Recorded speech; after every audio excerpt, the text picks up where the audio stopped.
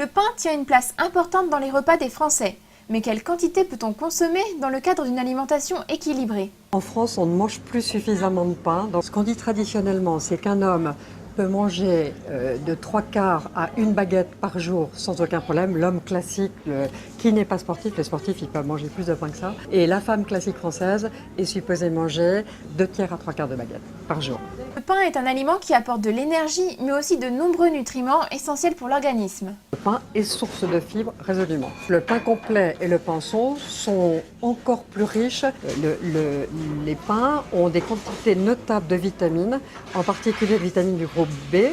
Et il y a 3 vitamines qui sont extrêmement présentes dans le pain. C'est la vitamine B3, la niacine, la vitamine B6, qui s'appelle la pyridoxine, et la vitamine B9, ce sont les folates. On trouve résolument du fer dans le pain. Donc, il y a également un oligoélément qui est le manganèse. Malgré ses vertus, de nombreuses idées reçues circulent encore sur le pain, et notamment son effet sur la ligne et les kilos. Il y a encore beaucoup de personnes qui pensent que le pain fait grossir. C'est quelque chose qui a été dit dans les années 80. Non, le pain ne fait pas grossir. Et il y a certains pains qui vont être un tout petit peu plus gras, parce que par exemple, un pain complet est un tout petit peu plus gras que le pain de tradition par exemple. Mais il y a des pains qui vont être enrichis en graisse parce qu'il y a par exemple des graines.